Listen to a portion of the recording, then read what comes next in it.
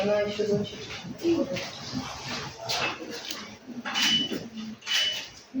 Очень приятно.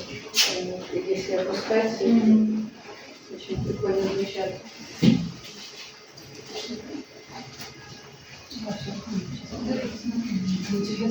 А это можно вспыхнуть. Да, только аккуратно, а то одно было зашпить банку. Да, переворачивать. О, тут висит тоже получается.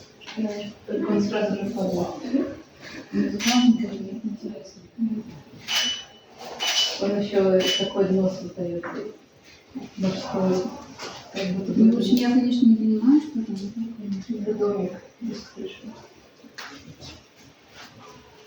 Мне надо очки с собой носить, я там уже ничего не вижу. Ну тут еще освещение сумеречное, чтобы все страдали. Надо идти подальше. О, домик. Я узнаю. Вот, а вот крыша летели, так что она все раскладывается. Видишь, продолжение. Бусина, бисера. Не понимаю, это работа там китайской художницы была, значит, у меня вот эти глиняные пластинки были смешаны с местной какой-то Это землей. тень. Вот это цвету там Да, что-то было, я не помню. удалялись, музыку делали. Или... Ой, это сегодня смог.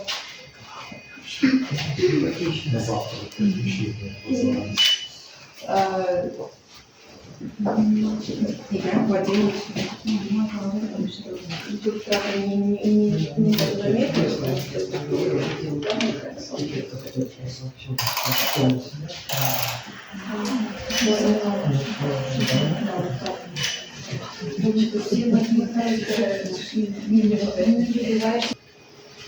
Это же салфетка, да?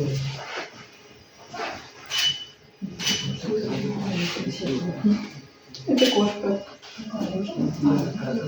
Это похоже тоже на штучки. Кошка, она вот так вот. Вот тут глаза.